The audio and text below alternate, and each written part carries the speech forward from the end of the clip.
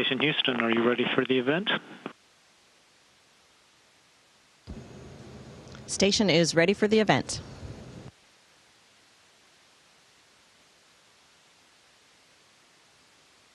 Houston ACR, this is Mission Control Houston. Please call station for a voice check.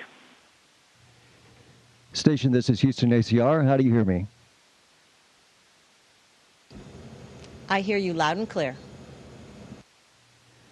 Thanks. Please stand by for opening remarks. I'm Sylvester Turner, Mayor of City of Houston. It's my pleasure to kick off this unique educational event with my appreciation to the astronauts aboard the International Space Station, NASA, and the Ismaili Council for the Southwestern United States. The Ismaili Council's initiative, facilitated through volunteers, strives to improve educational outcomes amongst children from birth through college by embracing the sharing of knowledge to help improve the quality of life of people around the world. Today is one such exciting program. Space City is home to the Johnson Space Center, helping to explore the final frontier, and in so doing, expanding the scientific and technological advancements that benefit all of humankind.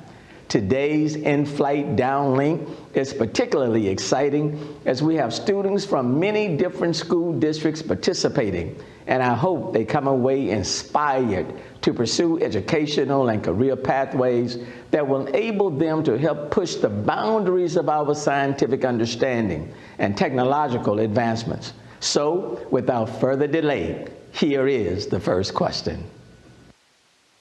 Hi, my name is Nikita Wachuku and I attend Middle Intermediate in Houston, Texas. My question is, now that you're an astronaut and you have been off of Earth, do you think of Earth differently or do you notice different things about Earth? Thanks for the question. I think all astronauts start to feel differently about Earth once they've come off the Earth and are able to look back at Earth from space. You see Earth as a single entity. You don't see the lines that we draw on maps that we call borders. You see all of the Earth as one thing, and you see the very thin layer of atmosphere that keeps us all alive and safe on Earth. And when you see it, how small it is, how thin it is compared to the vast blackness of space, you realize how important it is for us to protect our atmosphere so it can continue to protect us. Hi, my name is Nuruddin and I attend Ollie Middle School in Houston, Texas. My question is, what happens if a liquid accidentally spills on a machine in the space station? The question about liquids and getting, I guess, liquids on your machines in space station is a great one. I brought some liquid to show you. This is one of our drink bags, and it has some orange drink in it. Normally, I wouldn't bring orange drink out of the galley because, as you can imagine, if it comes out of the straw, it could make a big mess and could get on some of the equipment. The equipment is protected. It will shut itself down if it has a short, and it will protect the rest of the equipment on the same power channel.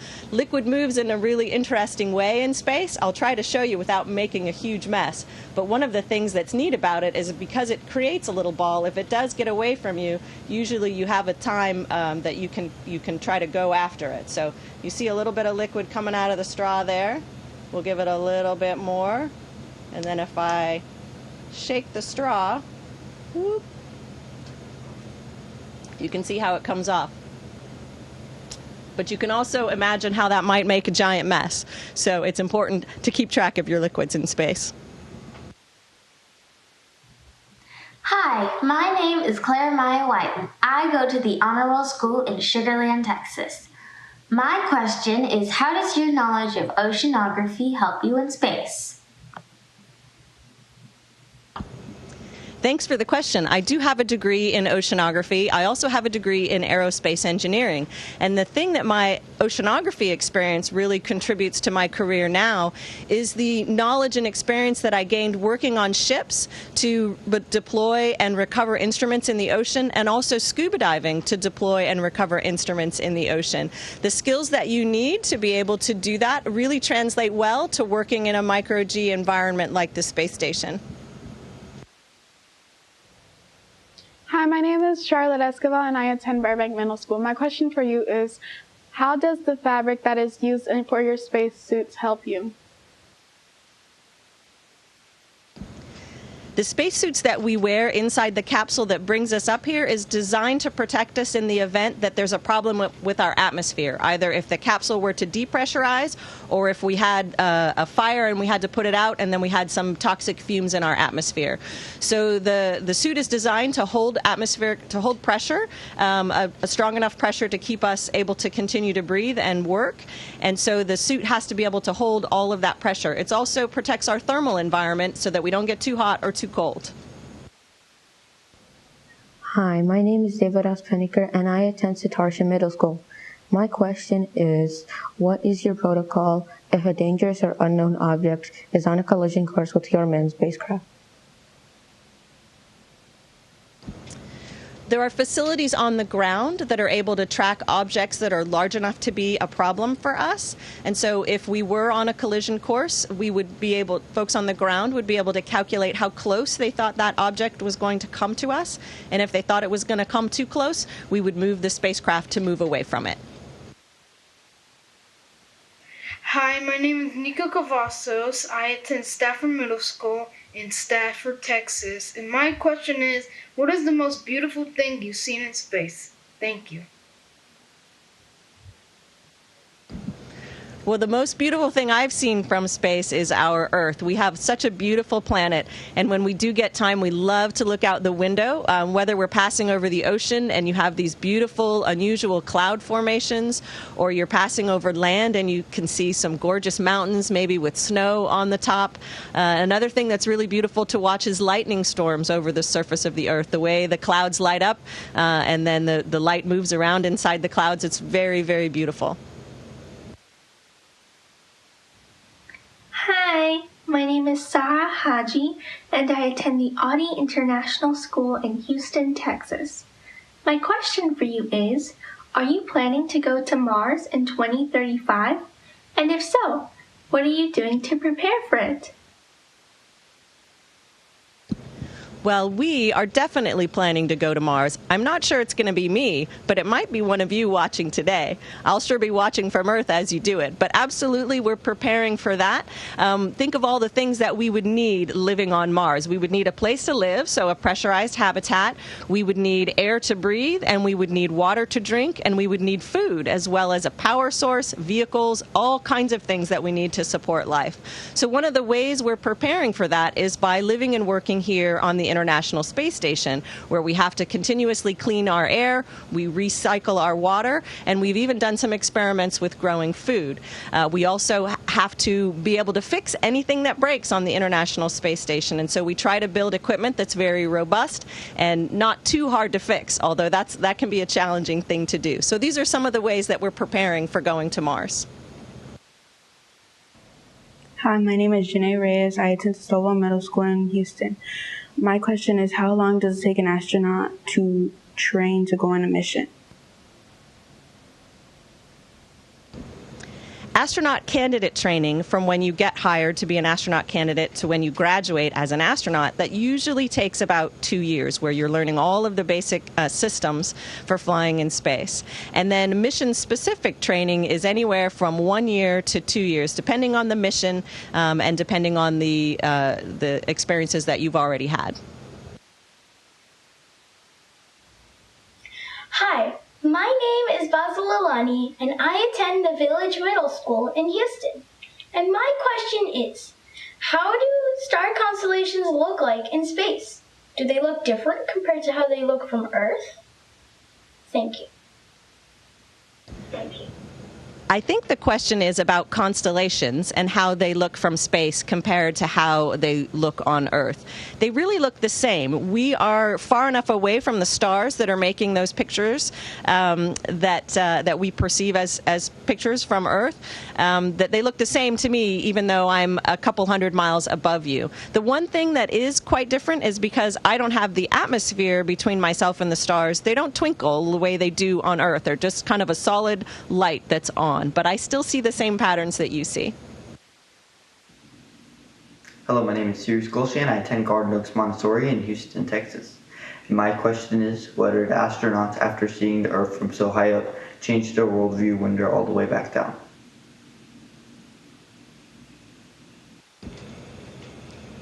I know for myself that my worldview changed a little bit, or really quite a lot, after seeing the Earth from space. And again, seeing that very thin layer of atmosphere that's what keeping us safe and alive on the Earth.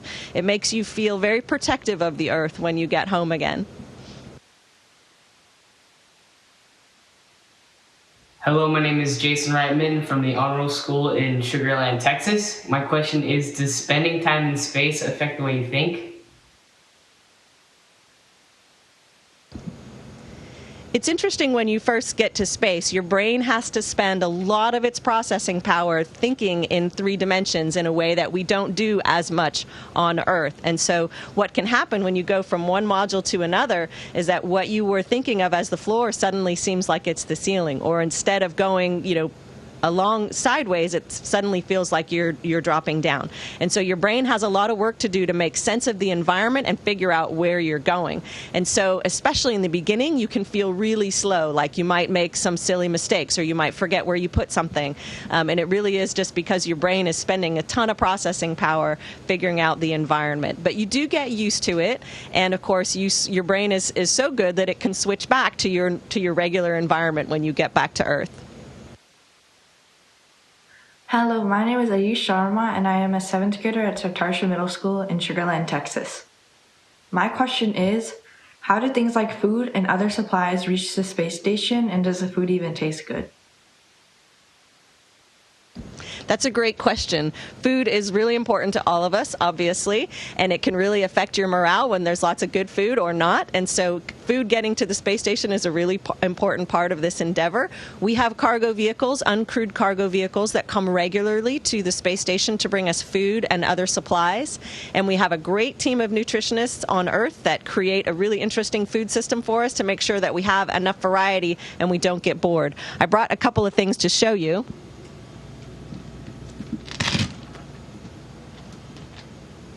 We kind of already talked about the drinks, which come in these bags that we fill with water from our rehydration station.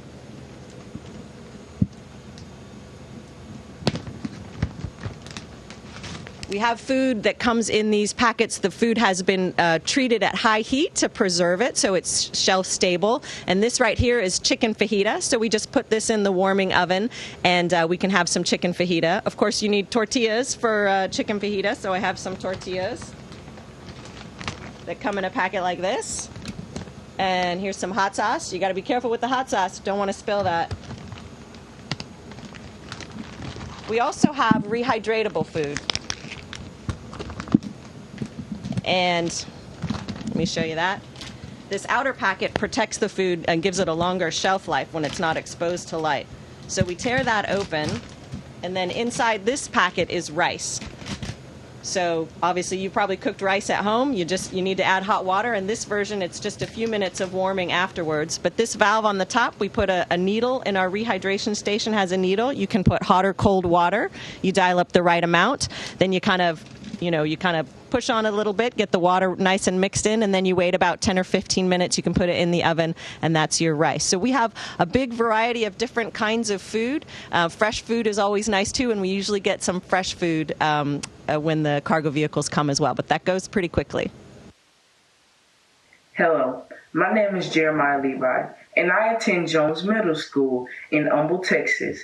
And I would like to know, if there is a malfunction on the space station, would you have to fix it, or would they send somebody up there to fix it? That is a great question. One of the things we spend a lot of time training is how to fix the different things on the space station. Some things are super complicated and require very specific training, but we try to cover most things with sort of general skills training, right? How to use the tools and how most of the things on space station are put together. The really great part, though, is we have a huge team of experts on the ground that know each piece of hardware really well, and we get to work with those people closely. They design procedures for us to help us fix the equipment when it breaks. So we don't have to send somebody up special just to fix one thing that breaks. We can work together as a team and fix it up here with the people and the equipment that we have. Hi, My name is Steven Portillo, and I attend to Etoile Academy in Houston, Texas. My question for NASA is if they have planned on landing in other moons.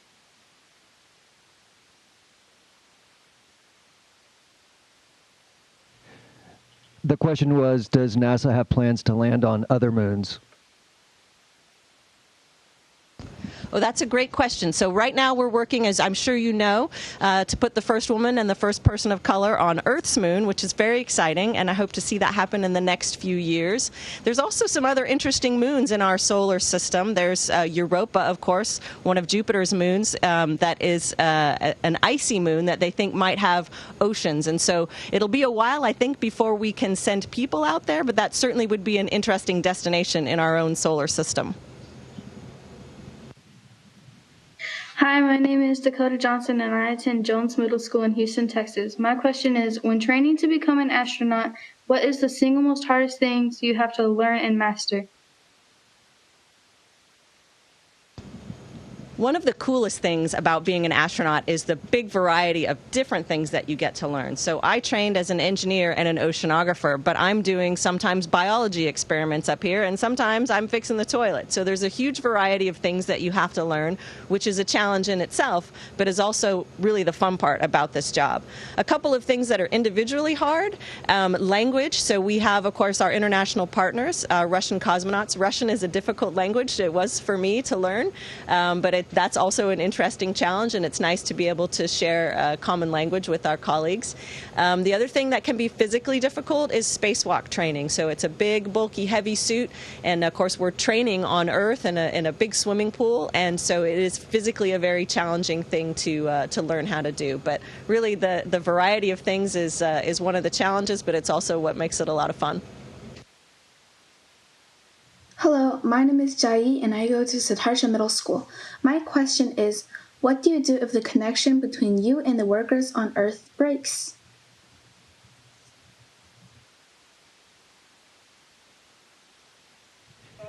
The question was, what do you do if communications or connections between the ground and you breaks? So communication is a very important part of what we do, and being able to communicate with the ground in so many different ways is really helpful for us. But we are also trained to continue our operations without being able to talk to the ground, and we go through periods every day where we don't have continuous communication. If we had an emergency situation and our communication went down for some reason, we have very specific procedures to run through the different possibilities why the communication might be down and how to regain it. And so we have a really robust system, and we know how to respond in the event that the communication goes down.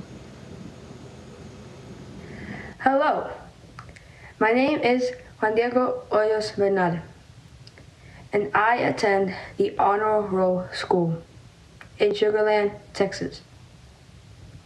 My question is, what happens if you lose power at the station, and how do you recover it? Thank you. So power, of course, is another very important thing for us here on the space station. We have solar arrays that we capture energy from the sun, and we store that on batteries on the space station.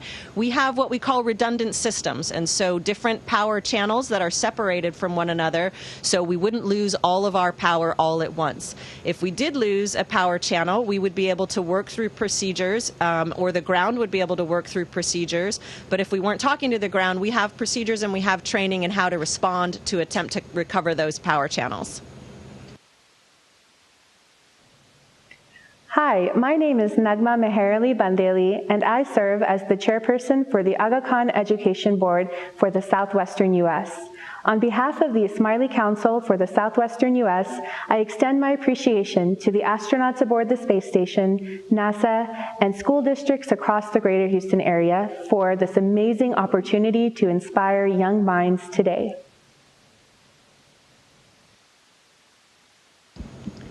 Thanks for joining us aboard the International Space Station today.